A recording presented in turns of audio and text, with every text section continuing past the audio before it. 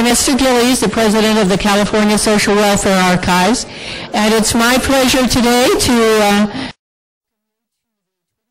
the annual California Social Welfare Archives Luncheon, at which we honor social workers and community advocates in social welfare in California. The CSWA was designed to collect and preserve documents and personal histories that illustrate the development of social issues in California, our responses to those issues, both successful and unsuccessful, and make them available to researchers, historians, students, developers of social policy, and others who seek to examine linkages between the past and the present to enhance understanding of current and future social welfare issues. Established in 1979, the CSWA was created by social work professionals who were concerned that we were losing touch with our history. They identified a need to collect and protect items deemed to be of importance in the evolution of social welfare in California. Starting as a casual group, over time, the CSWA evolved into the organization we know today. A private, nonprofit organization operating under the auspices of the USC School of Social Work and affiliated with special collections in the USC libraries. As a maturing social worker, me, I can understand the concerns of the founders of CSWA. Our institutional memories are short. We lose key people in the profession, and a bit of our history slips away. We tend to lose track of what has come before. And typical of my age group, I frequently find myself referring back to the good old days with questions like, we tried that in the 1980s. It didn't work then. Why would it work now? Or, I remember a project that was creative and inexpensive. Couldn't we replicate that model again? As I observe the field today, I too sense the fear that some of our more recent history is slipping away. As an antidote to this loss issue, an activity initiated by the CSWA is our current Video Oral History campaign, which focuses not only on the collection of information, but the dissemination of information. In addition to archiving oral histories in the USC Special Collections Library, oral histories are now being posted on YouTube with the help of our young people that volunteer with our organization. I could never have done it without them. In particular, Jamie Biggs, our current MSW intern, who is tirelessly working at our oral history video collection. In the past, where one or two researchers a month dipped into our holdings for information, we are now registering several hundred hits, that's a new term, hits, on each of the oral histories posted online. Also, the project is focusing on a specific time frame, on the explosion of creativity and innovation in social welfare activity in the 1970s and the 1980s. The histories are being captured. They're so impressive. They not only inform, but they actually inspire. Recent additions to the collection, Carlos Sosa and Gladys Brito, with enthusiasm and excitement, recount the 1980s creation of the DCFS Children's Special Immigration Status Unit. Carol Ann Peterson leads a discussion on the emergence of domestic violence with early pioneers in the DV movement. Alma Folks describes the innovative programs developed during her early career in DCFS. And add to this all of the oral histories that have been collected over the past 20 years, which were recorded on audio tapes, are now being digitized and will begin appearing on YouTube within the month.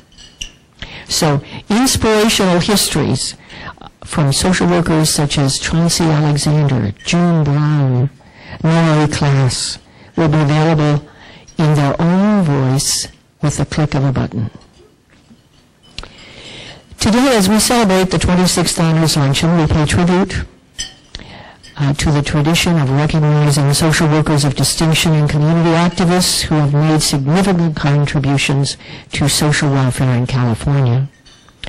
And for this occasion, I truly thank you for being present today, to all of you. In particular, I want to recognize Paul Maiden, Vice Dean and Professor, USC School of Social Work.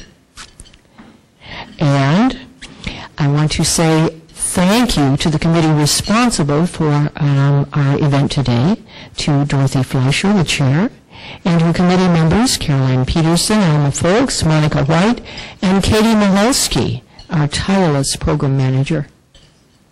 I would like to also acknowledge board members in attendance, and I know that you're eating, but if you would stand when I call your name, no applause till we get them all standing. Rafael Angulo, Bill Dombrowski, Dorothy Fleischer, Alma Folks, Colleen Friend, Heather Halpern, Michael Johnson, David Kuroda, Phyllis Massing, Caroline Peterson, John Sager, Carlos Sosa, Melanie Vicado, Monica White, and Claude Zachary. If you would give them a round of applause. They're a very energetic, enthusiastic group. And with that, I'm going to leave the mic so that you have a chance to talk with your acquaintances and friends at the table. And I will be back in about 20 minutes when we will start our official program. Thank you.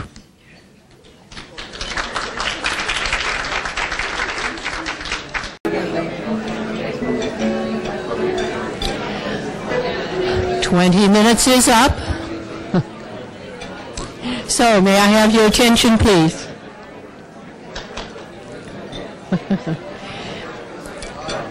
It's always very, very difficult for a social worker to interfere with group process. However, so that you can be primed to listen to our wonderful keynote speaker, thank you. Thank you. We will prepare for our speaker.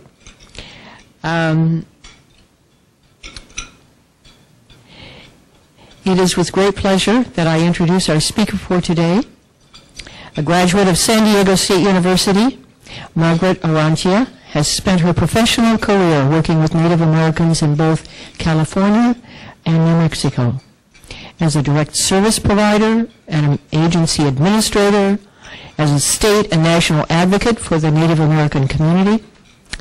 Today she will dip into her many years of experience in this field and share reflections on social issues for Native American families in California. Please welcome Margaret Orrantia.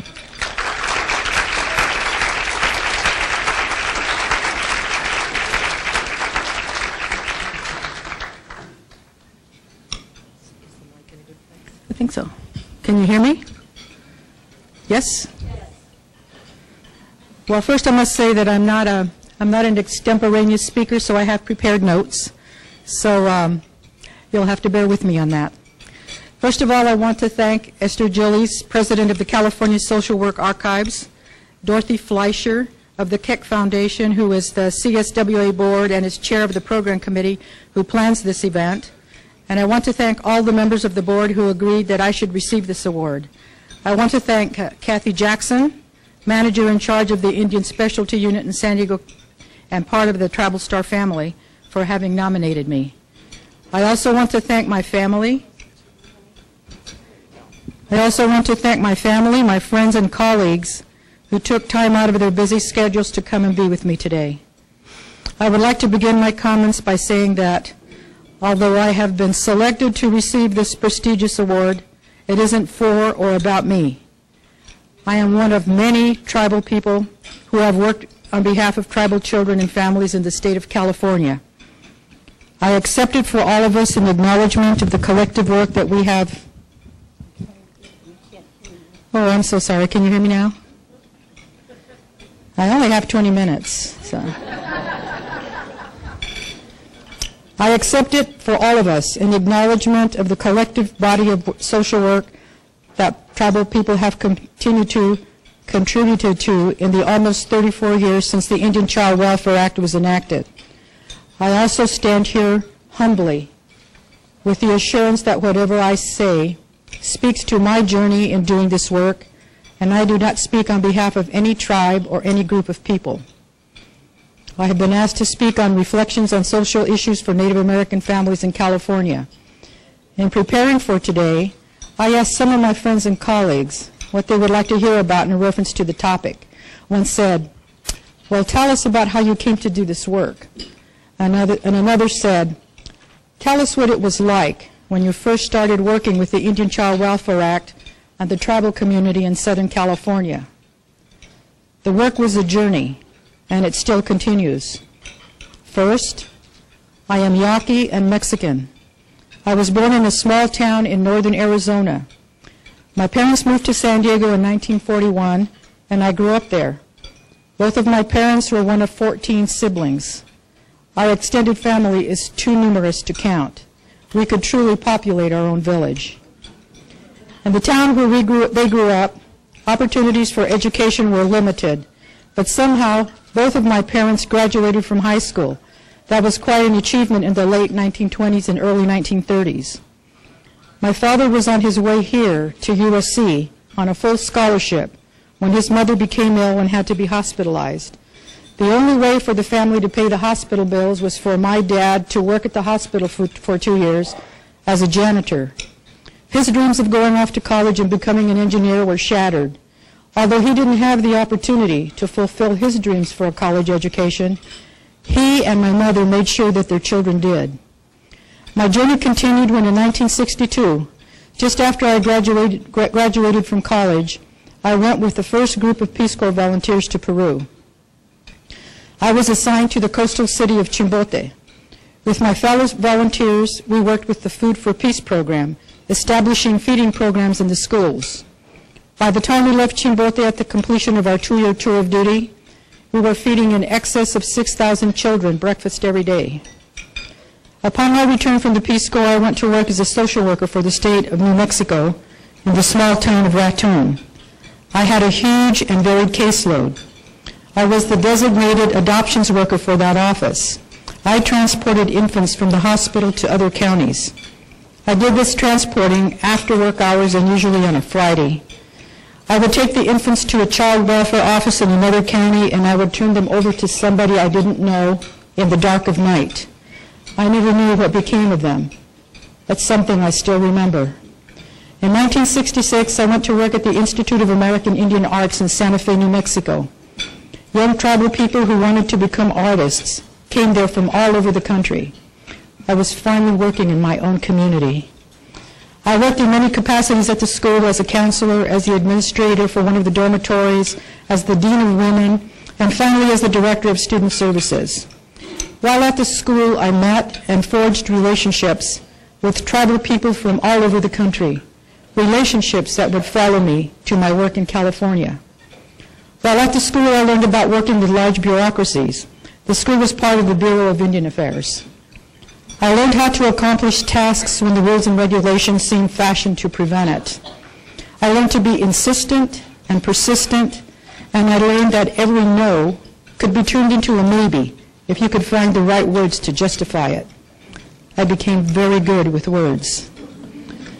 I left Santa Fe in 1982 and moved back to San Diego because I wanted to help with the care of my elderly parents. I also wanted to take back my place in the family. I had been gone for 20 years. I started work at the Indian Child Welfare Consortium in 1984. It later became known as Indian Child and Family Services, or simply ICFS. I was hired to direct a small grant. Within a few months, the director of ICFS resigned her position, and she recommended to the board that they install me as the interim director. I did not apply for the director position, so the staff who worked at ICFS submitted my resume and told me to show up for the interviews. Much to my surprise, I was offered the position and I accepted it. For those of us doing this work, this was a time of great excitement and exhilaration. We were in the forefront, and we could set the standard for how ICWA programs could operate in the future. Before continuing, it is important to put things within a historical context. For example, California has the largest population of American Indians of all the states in the country. California also has the largest number of federally recognized tribes except for Alaska. There are 110 federally recognized tribes in California. There are also approximately 43 unrecognized tribes, some of which are petitioning for recognition. San Diego County has the largest number of federally recognized tribes of any county in the country, numbering 18. California hosted 2 sites that were part of the Urban Indian Relocation Program, a federal program designed to entice reservation dwellers to major urban cities where jobs supposedly were plentiful. The plan was to teach relocated tribal members blue-collar skills and have them assimilate into the general population. The sites in California were Los Angeles and the Bay Area, including San Francisco and Oakland. Other sites throughout the country included Chicago, Denver, Seattle, and Minneapolis, to name a few. There were 2 large sites in California, which accounts for the significant out-of-state urban Indian population. What this meant for ICFS is that we had to consider the needs of children who were from out of state, as well as those children who were from our local reservations. I outlined the problem to our board, and they agreed that we should provide services to all the eligible children. From the outset, there was a difference of opinion between me and the Bureau regarding how they funded the ICWA programs. They used the reimbursement method. That means you spend the money first and then you can apply for reimbursement. This supposes that the programs had a local source of funds, which they didn't. Because I had worked for the Bureau for so many years, I knew that they could do quarterly advances. I also knew that they didn't do it because they didn't trust the ICWA programs to be fiscally responsible. My response was to call for congressional investigations of the Bureau office in Sacramento. There would be a mountain of paperwork to respond to, and I knew their operations would be audited and scrutinized. During this time, they got a new overseer for the ICWA programs. He and I had worked together in Santa Fe. He knew I had been responsible for administering millions of dollars in funds when I worked at the school. He asked me what I wanted in order to stop calling down investigations of his office. I told him that I wanted our program to be put on a quarterly advance basis immediately. He said he would do it on the condition that I not tell the other programs. I wouldn't promise that. Immediately after I got back to the office, I called the directors and informed them that ICFS was now on a quarterly advance basis, and they needed to let the Bureau know they expected to be on the same schedule. Within a very short period of time, this was so. In 1987, the Bureau began to defund urban programs. They included ours, thinking that we were an urban program. I quickly appealed the withdrawing of funds for our program to the Bureau in Sacramento, the Bureau in Washington, D.C., and I also let our congressional delegation, as well as the Senate Select Committee on Indian Affairs, know of this indefensible injustice. Soon I was notified not to close our doors, not that I intended to, that the appeal process was underway and that it looked good for us. A staff member from the Bureau of Indian Affairs in Washington, D.C. was sent to audit our program along with our man in Sacramento. 2 of my staff and I took the 2 representatives from the Bureau on a one-day whirlwind tour of San Diego and Riverside. We took them to foster homes in both counties so they could experience how diverse and far-flung our service area was.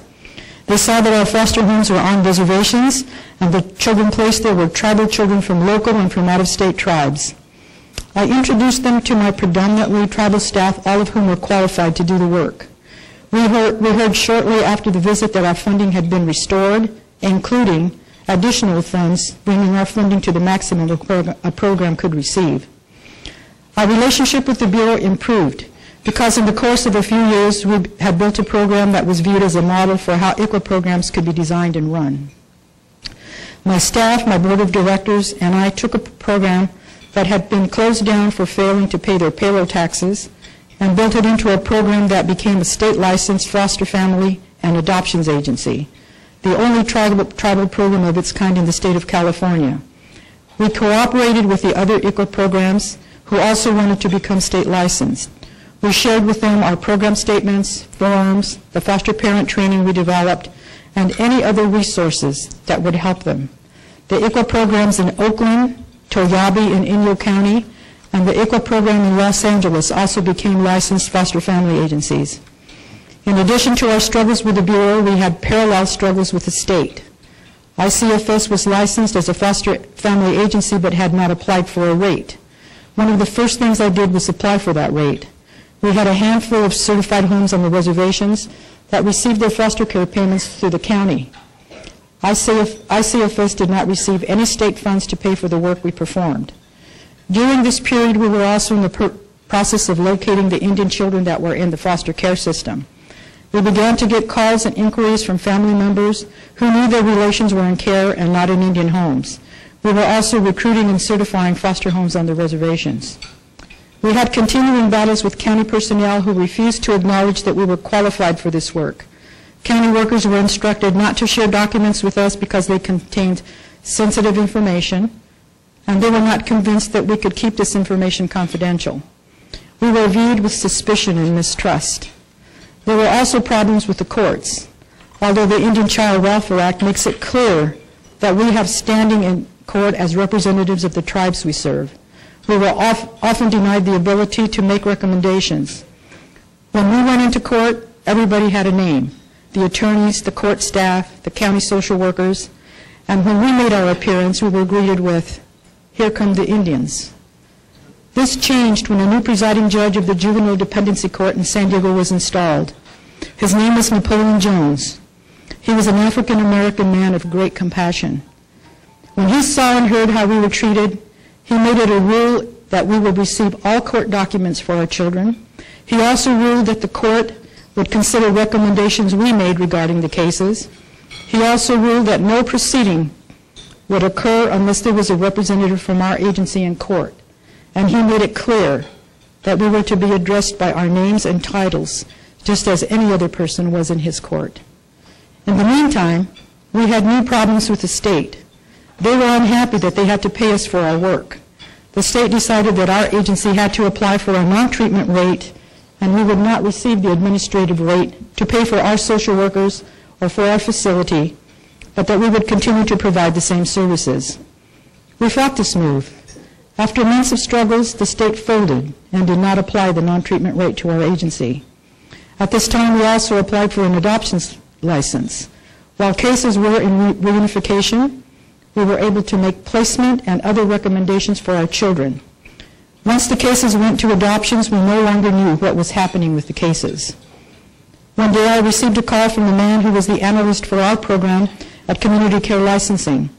He informed me that we were being granted an adoption license. He wanted to make the call personally because it was the first license that had been granted in 2 years. He congratulated us and wished us well in this new venture. Armed with our new adoption license, we set about to ensure that the requirements of the Indian Child Welfare Act were honored to permanency.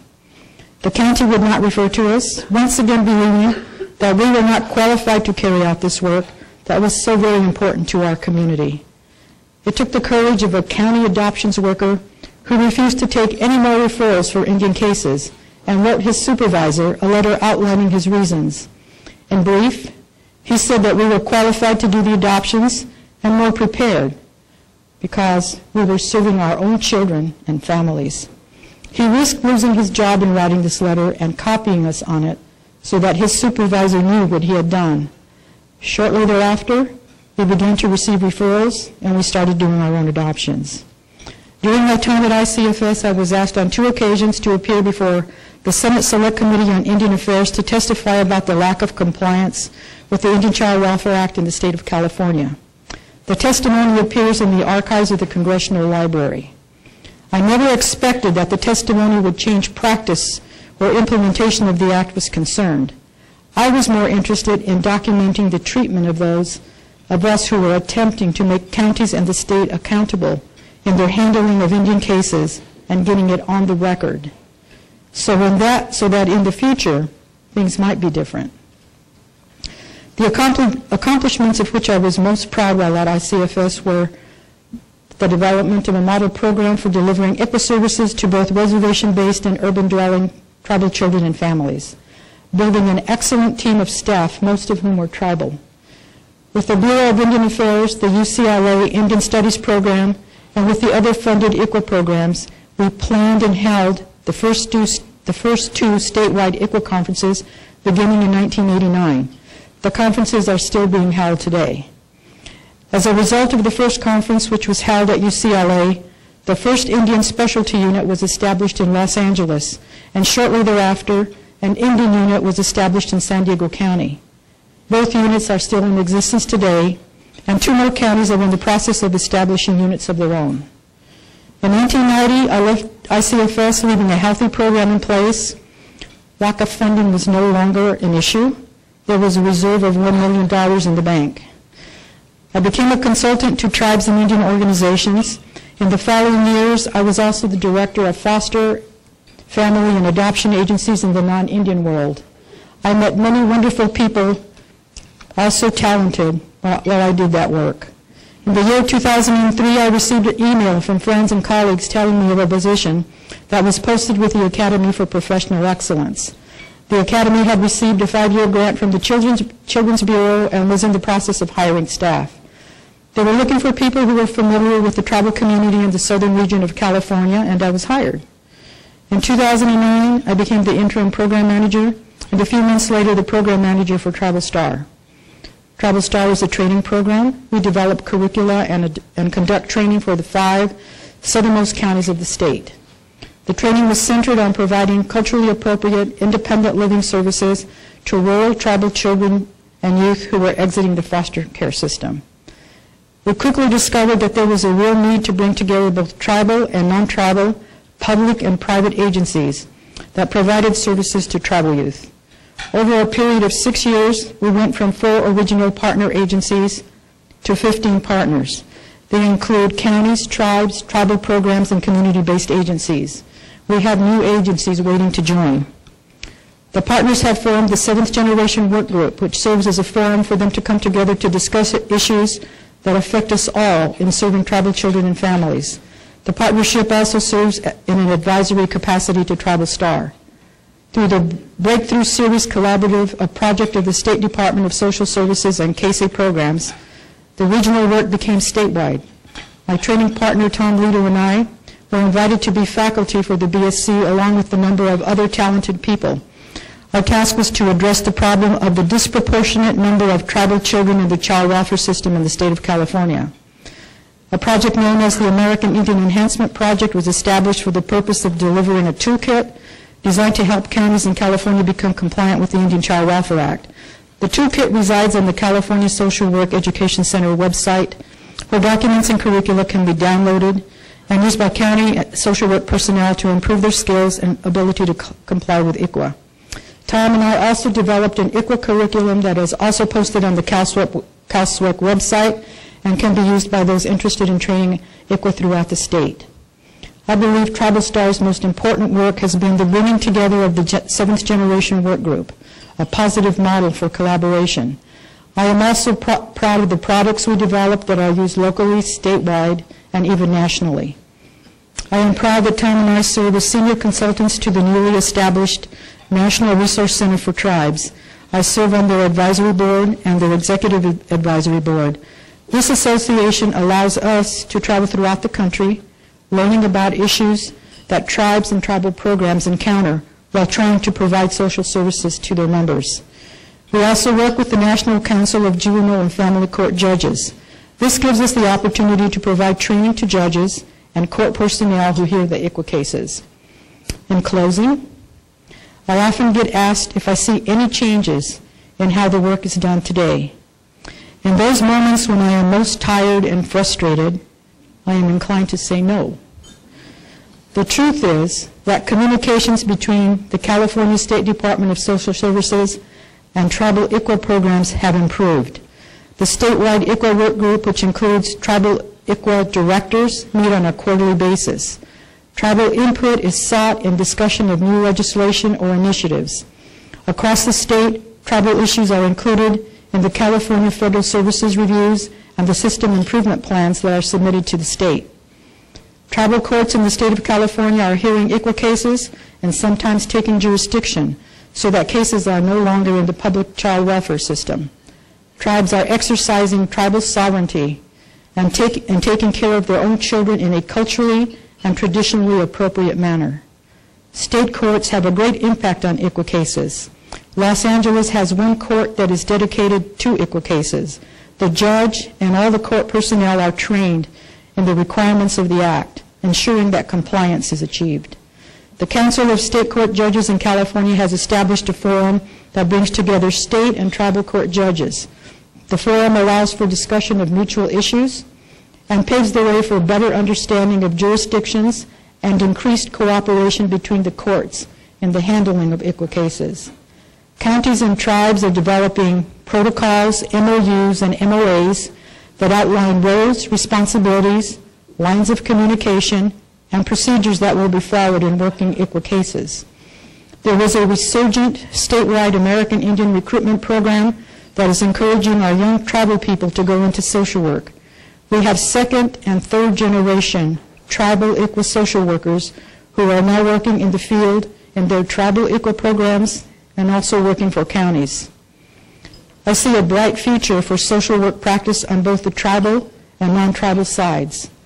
I see a greater awareness of why the requirements of ICWA are necessary to protect the tribal family and to prevent continued removals of tribal children from their communities.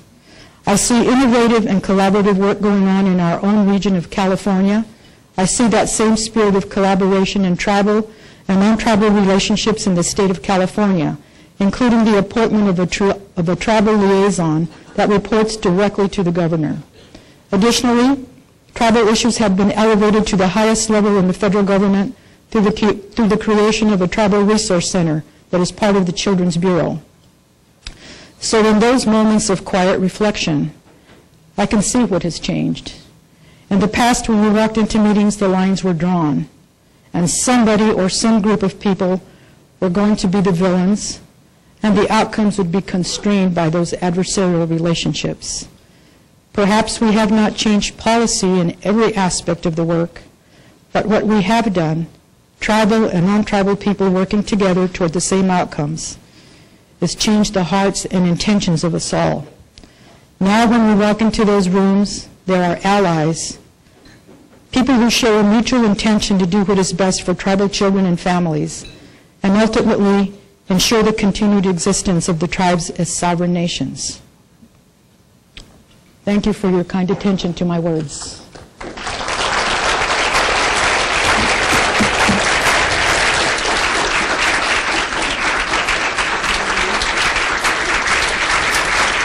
Questions and answers? I forgot that part. Oh my gosh. I'll let you handle it. We have a few minutes for a couple of questions. If you have a question for Margaret. Yes. Can you tell us about the form that you developed? Which one? We developed so many. We'll probably go to jail for that. Well, nobody was doing the work, and nobody really knew about the Indian Child Welfare Act. So when an occasion came up, my friend Kathy Bridgen was sitting here. We were partners in crime in developing some of those forms. But we would develop a form that would be acceptable to the court, and we'd make it really pretty and put it on letterhead, and we'd have a lot of seals and a lot of signatures and dates and all of that stuff, and then we'd turn it in. And usually we got what we needed.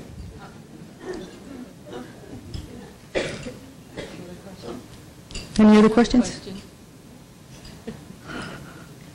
It seems as though there were a variety of times when you looked at a situation and said, this is not fair, this won't do, and you said no, and you got what you wanted. Was there any kind of recipe in how you followed up with that no? Well, those who knew me from the old days know that I was pretty much of an activist. And I didn't take no. If it was unjust, I wasn't going to just let roll over and let people do things. Those of you who know me now, you think I'm just like really quiet and mellow. It's not true. You know, I can still do that. The recipe is I really inform myself, like with the Bureau of Indian Affairs. I assigned myself to positions where I would learn how the rules worked, so that I knew it from the inside out. So then when I encountered these situations and somebody said we can't do that, I would say, yes, you can, and this is how you do it. And so, no, I wasn't going to take no for an answer. Back there? What is the current administration's stand on the Indian population, et cetera? And do you expect a change if there were another administration coming in? You mean our federal?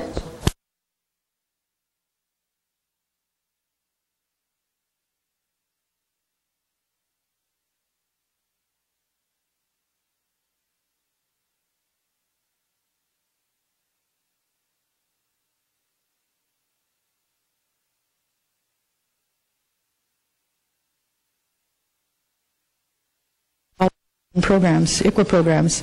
So in California, which has this huge population of urban Indian people living out here because of their 1952 policies of relocation, there's no funds to run programs to provide services to those children. So that has to be fixed. We're working on it. Any other questions? I just want to say thank you. My grandmother was an orphan Indian. I have no idea where the rest of the family.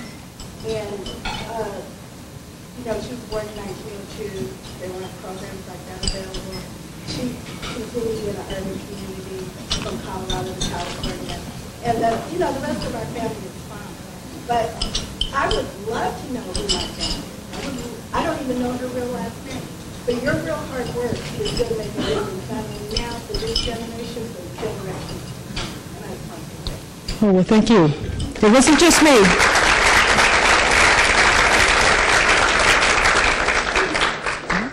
Any more questions? Thank you.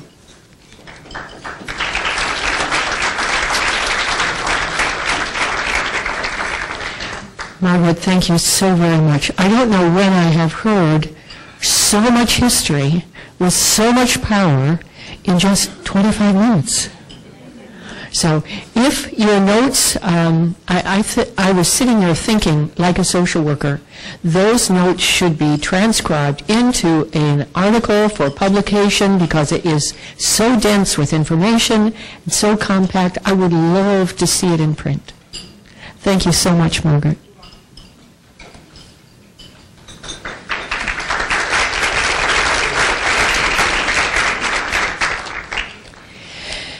We'll move to the next phase of our program as we begin the awards for our honorees today.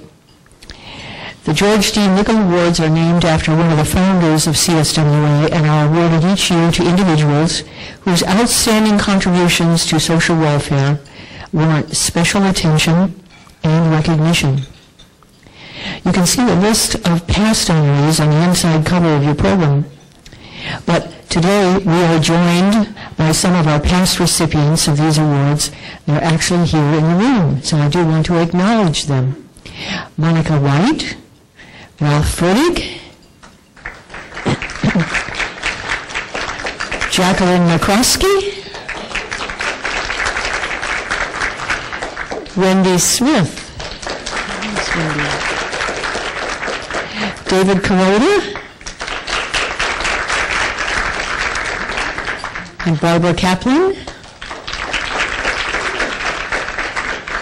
and Sue Peck. And with that, I would like to ask Anita to come to the podium to present the award to Margaret.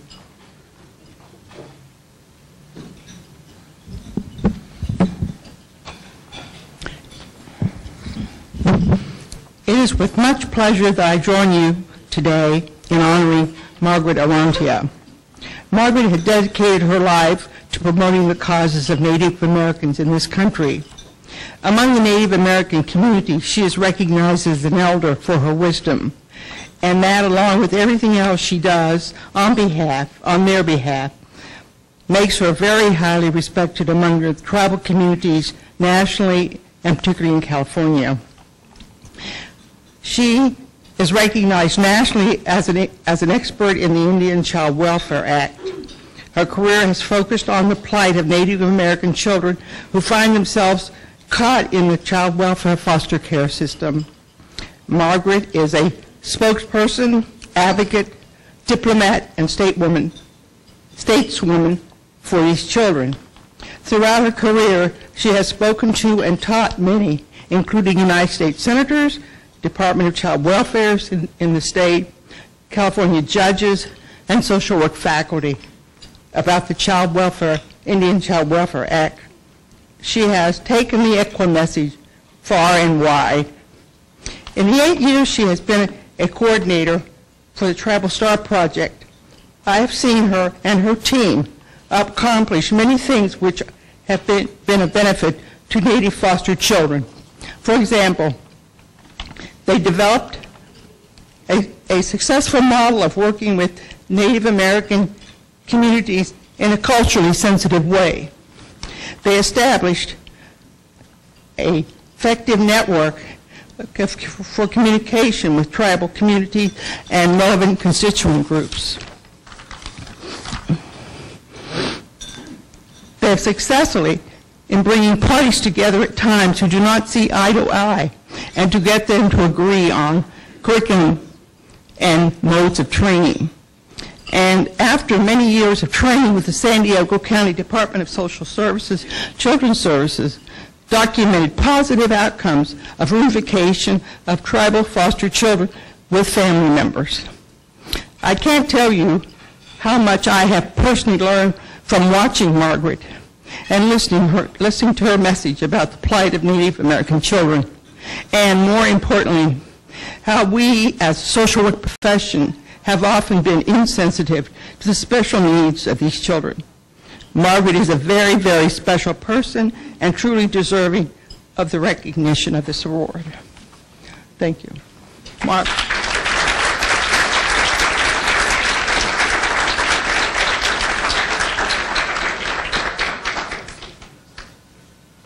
On behalf of the archives, I present you with this, Margaret.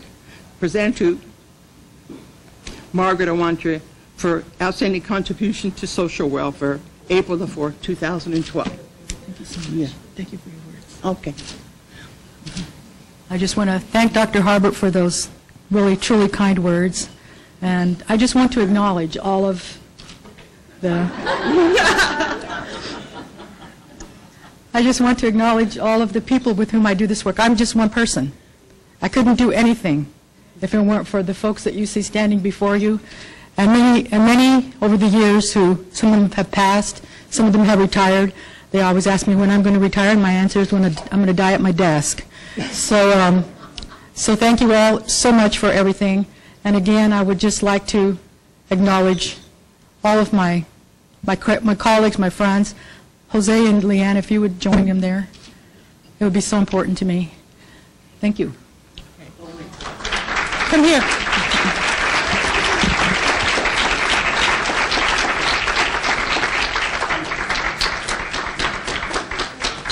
Tell them what it means. Tell them what it means.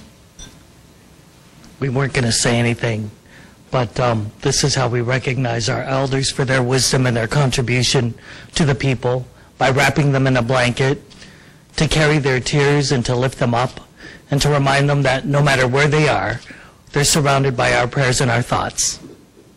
Thank you.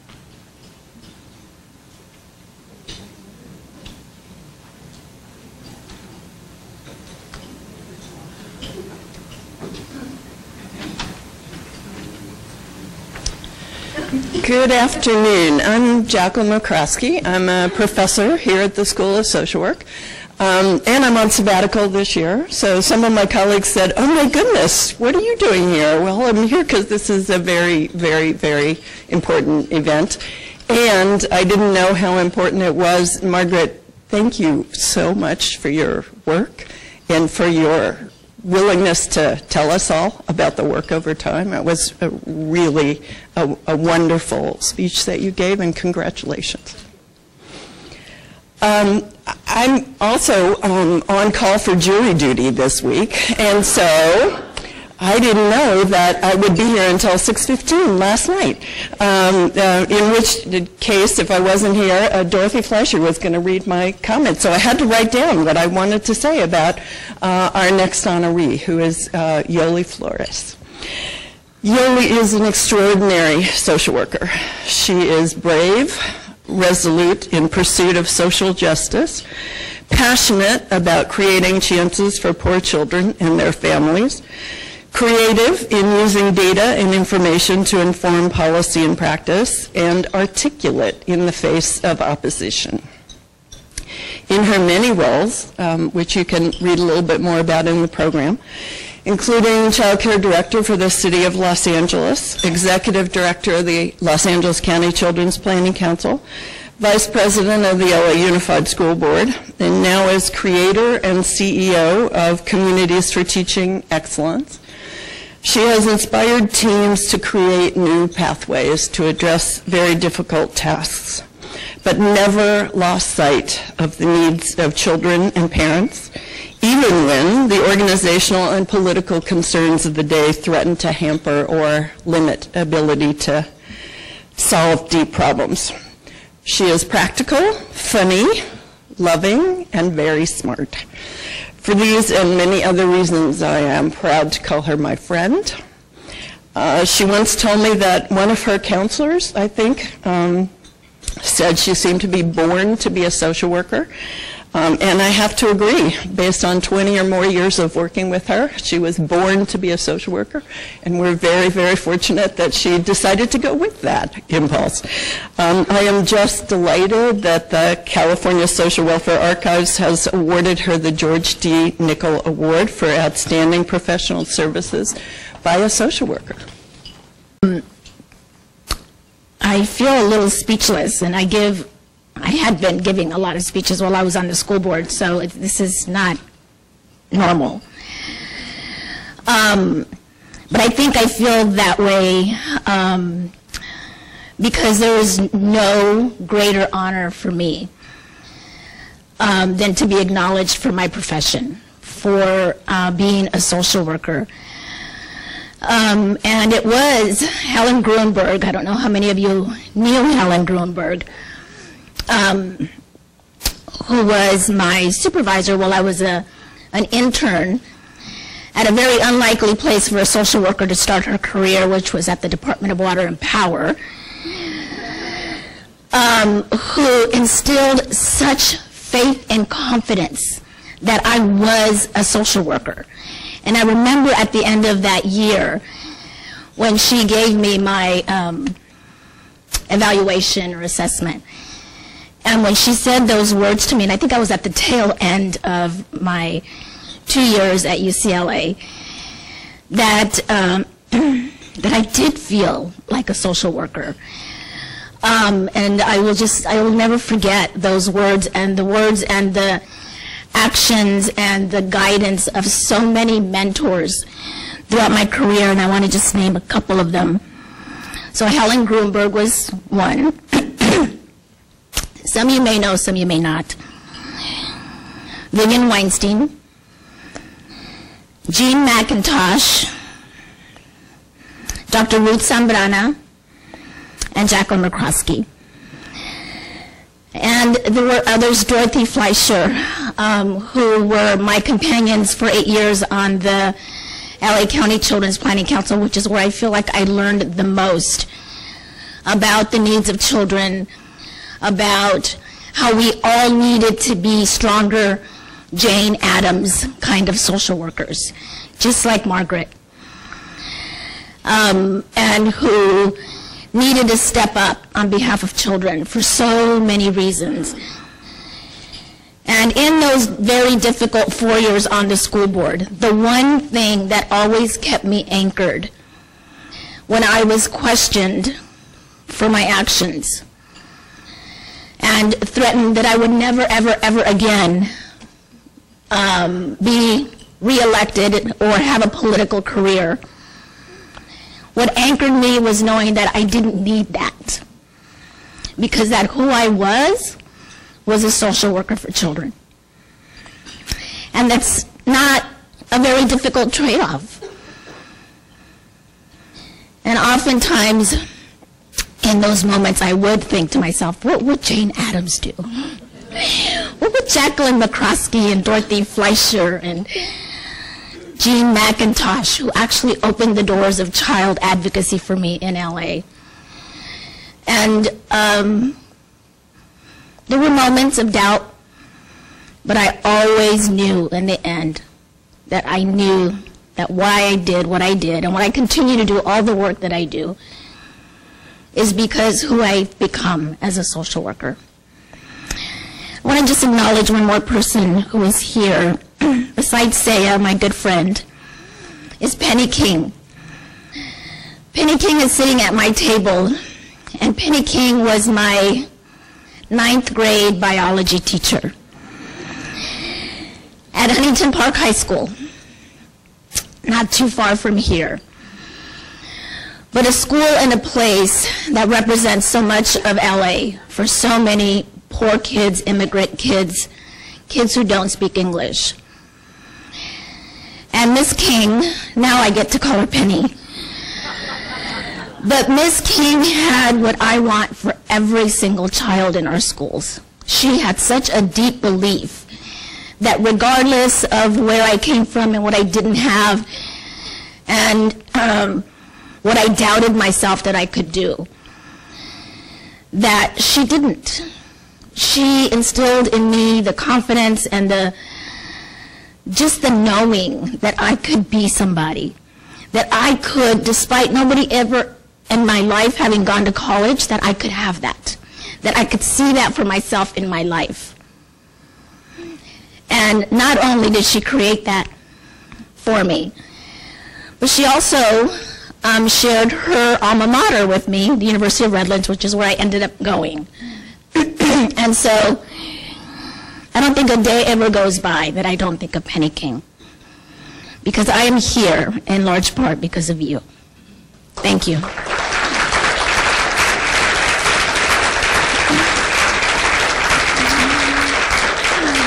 And thank you again for this beautiful, beautiful award. Congratulations to Margaret and to Dr. Jansson.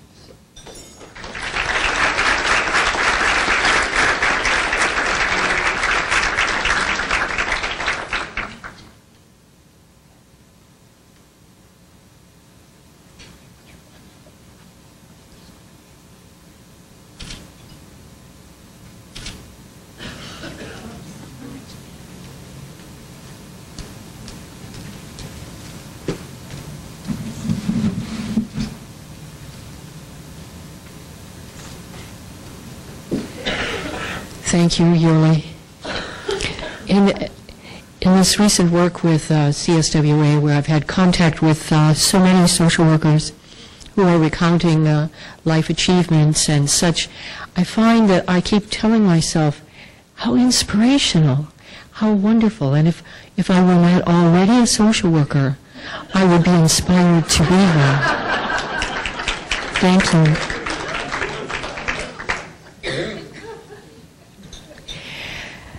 About 2 years ago, the CSWA introduced a new award named in honor of Frances Lomas Feldman, one of the founding members of CSWA. This award recognizes an individual who has demonstrated exceptional qualities in the area of education, whether as a scholar or as an educator.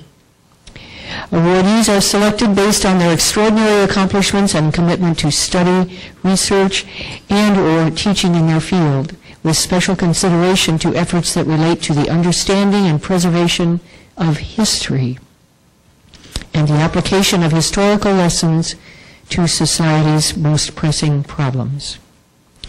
Today, we are fortunate to have last year's honoree with us, the second person to receive the Frances Lomas Feldman Excellence in Education Award, Dr. June Brown. I saw her come in. There she is. I'm so glad you could be here, June. And today, We are honored to have Paul Mooden, Vice Dean and Professor at USC School of Social Work, to present this award to, I'm drawing a blank. I'm looking right at you and drawing a blank. Bruce, that's my husband's name. Bruce Jansson. Paul.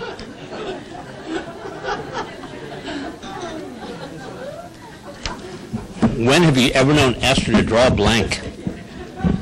Thank you. It's a pleasure to be here, and congratulations to the other honorees. It's pretty amazing being in this group and seeing people that I've known for many years before I even came to California, and to recognize what people have accomplished. It's incredible. It really is. And I also realize it all started with our social work teachers. I think back to when I was in graduate school, and in 1978, and I always look back at that as, that's when I became a professional social worker. And it started with my practice course and my advocacy class and my policy class and my research class. And later on I became a faculty member myself and taught policy and research primarily, along with some other classes. And over the years, I think everybody can honestly say that if you've gone to graduate school in the last 30 years, I suppose, that you've either had a Gilbert and Speck textbook or a Bruce Jansson textbook. I can see you nodding your head, because that's what I had. And I can tell you, I still have them. This is my edition. As I taught for many years, you can see every page is marked. I can practically memorize this and quote it to you. Just ask me a page number and I can tell you that. But anyway, and I've looked back at that and realized the impact that Bruce Jansson has had on all of us, both as students and as faculty colleagues. Many of us get to work with him, and also the impact he's had on social workers across the country. I have no idea. I would love to know exactly how many students have had Bruce Jansson's books in their classes. And you can imagine the influence he's had. I also make it a practice when I go visit other universities. I always got to go stop by the bookstore and get a T-shirt, and I look at what social books are using. And Bruce's book is pretty much always on the shelf. So, but there's a write-up on Bruce in your program. Okay, I'm not going to read it to you in detail, but you can see that Bruce is just an extremely accomplished person. But along with him is also his wife Betty Ann, who I want to introduce. I know them, and I also know that the many years that Bruce has been writing books, as many of us have, there's always been another person say, well, what do you think of this idea? Or would you read this to see if I've missed anything? And I'm sure Betty Ann has done that many, many times. Bruce is also one of the most unassuming people you will ever meet. And you'll see that as when he comes up and does his piece.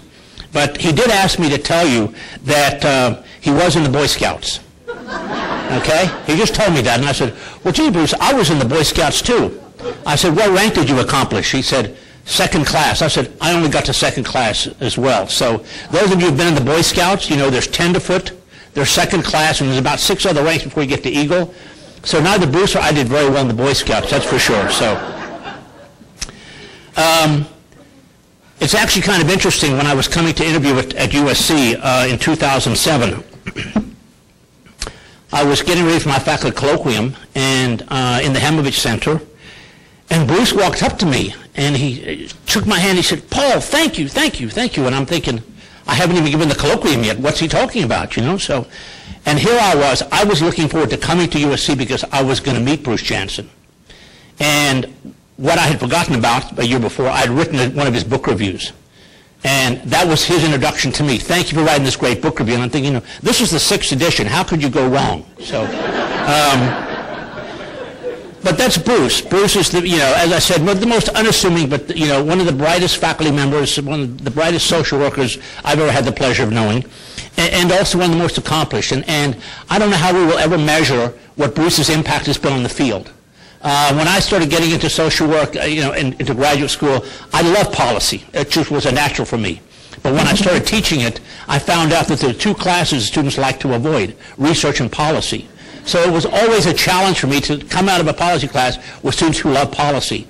And when I go to lobby days, whether it's been in Illinois or Florida or here, And I look at what we've done with policy classes. A lot of that is a result of Bruce's work, and for that is what we recognize him. And Bruce, you're just the best. And I would like you to come up and get this award. So come get this award.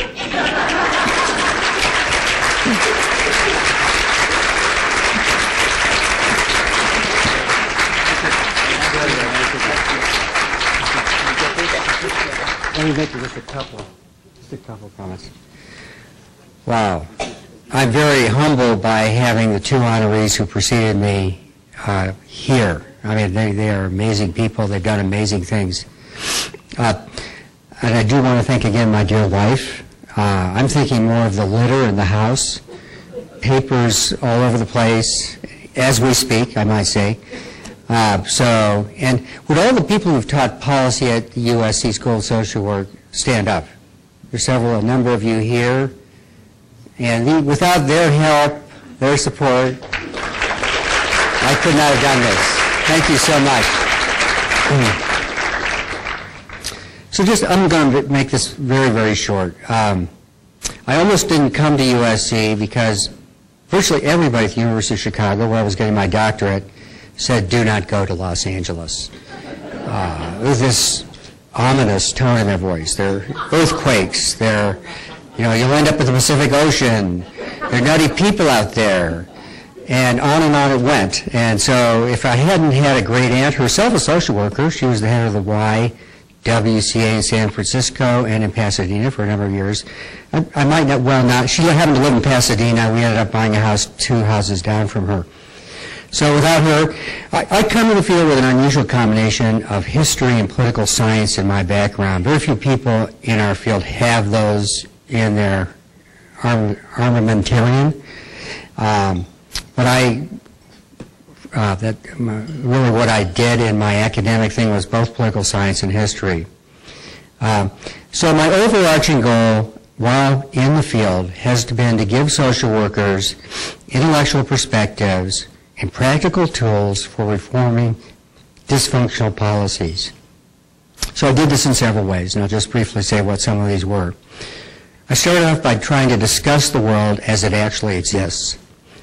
The history books, when I started out on the evolution of the welfare state in the United States, were kind of sanitized. They didn't talk about ideology much, partisan politics, conflict, all of which are endemic in society as we know it. Why do I say that, particularly in 2012? So you can't understand the world that we live in as a social worker if you don't talk about these realities. I just gave a speech to some policy faculty in Minnesota just a couple days ago, and we all talked about the gorilla in the room, which is ideology. You have to talk about it, confront it, and students have to come out of these classes with some perspectives of their own. How do they forge their destiny in light of these conflicting opinions? I've always placed vulnerable populations at the center of my work. I'm now up to 16 of them that I've identified. No, I won't go through all 16, don't worry. Just a huge number of populations in our country of vulnerable people, oppressed people, and that's certainly something social workers all focused on. Another thing I do, or try to do in particularly my book, The Reluctant Welfare State, is I try to discuss both obstacles to reform, hence we have a reluctant welfare state, but also factors that allow us to make reforms. We do have a welfare state. So we have made progress. So you have to sort of have a combination of hope.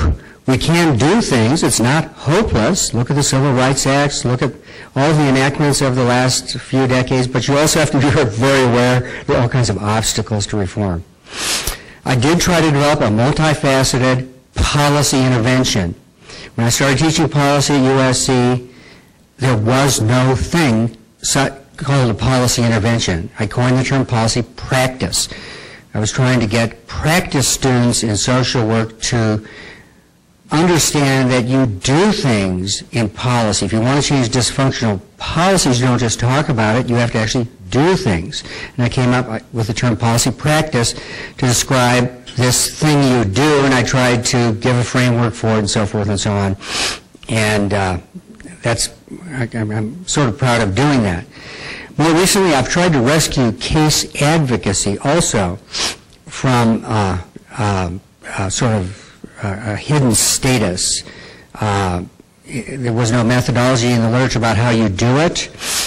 I talked to lots of social workers and nurses in health settings and came out with a framework for how you actually do case advocacy and why social workers should do it.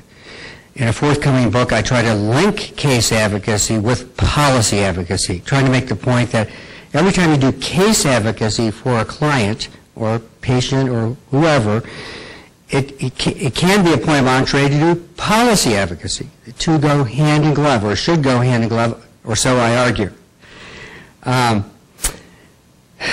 So that's what I essentially have done. I'm currently working on three books. One was coming out in August. It's called Policy Practice as an Intervention in 8 Policy Sectors, all the sectors where we work, child welfare, mental health, and so forth. I'm working on another project called Why the U.S. Has Not Developed a War on Health Disparities, the case of Los Angeles, 1960 to 2014. That's been a very interesting project. I've interviewed actually 250 administrators, advocates in LA, Sacramento, and Washington who have been in on the evolution of the LA public system of health care over those years. And then I'm bound and determined to revise my book, The $16 Trillion Mistake, How the U.S. Bungled Its National Priorities from FDR through Clinton, to bring that up to date. The 16 trillion, I'm guessing, and it's trillion, it's not billion, has morphed into maybe 35 trillion, given the Bush, deficits, military spending, ill-advised tax concessions to the top 1/2 of 1%. And so I'm hoping to get that. So hopefully all of these things add up to at least my attempt to give social workers perspectives and tools to be creative agents for change. Thank you.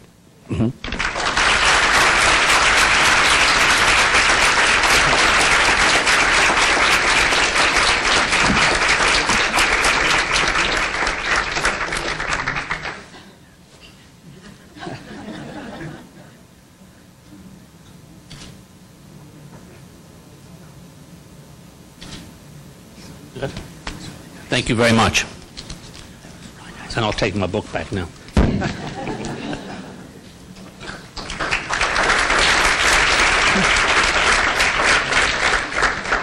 Thank you so much, Bruce. And how many textbooks have you written now? How many? Just 2? Just 2. On the 3rd. I think the number is much higher, isn't it, over the years? Oh, revisions. Okay. Well, I know there's always a book about to come out written by Bruce Jansson. So, thank you so very much. And thank you, Paul. We are honored today to have with us Miss Heather Hutt, who is the Senior Assistant to Assembly Member Isidore Hall of the 52nd Assembly District. And she would like to make a few comments and present some certificates to our honorees today. Thank you. Good afternoon. Excuse me. I come bringing greetings from Assembly Member Isidore Hall. And these awards are for people that have spent their life, really, for the least of these. People that can't advocate for themselves. People that don't even know what they need. And the Assembly member thought that it was very important to acknowledge you. He sits on Indian gaming, which is a different piece. He sits on health and human services, which is a different piece. He is doing a findings study in a town hall on the impact of health disparities in South Los Angeles, which is a different piece. So it's real important to acknowledge your hard and strong work. So the first award goes to Rose Rose-Margaret Orrantia for your outstanding contribution to social welfare this April 3rd, 2012, from Assemblymember Isidore Hall, 52nd District, Chairman of Government Organizations Committee.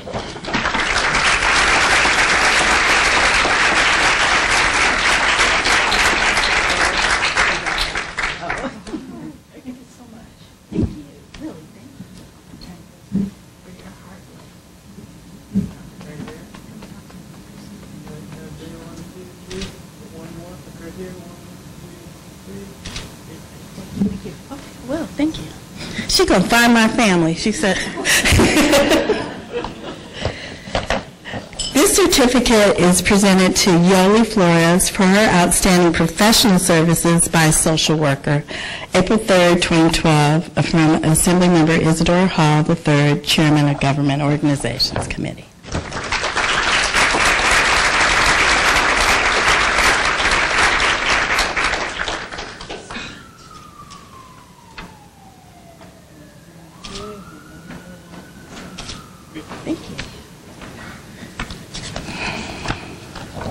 I always wanted to know what a textbook writer looked like. Like you don't know, right? This is for Bruce Jansson, the Francis Loomis Feldman Excellence in Education Award, April 3rd, from Assemblymember Isidore Hall III, Chairman of Governmental Organizations Committee. So you're just regular, huh? No.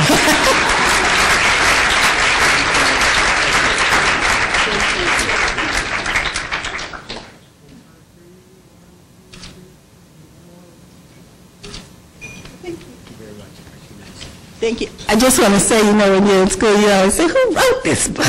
No. Thank you very much.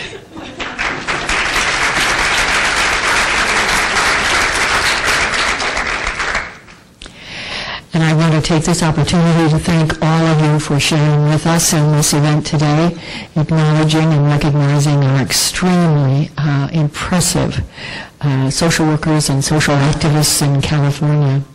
It's been a pleasure to have you today, and the challenge I have for you now is that before you leave, you need to determine a way to decide who gets to take the flowers with you. So, a group exercise. And with that, I thank you so very much and look forward to seeing you at some of our future events. Thank you.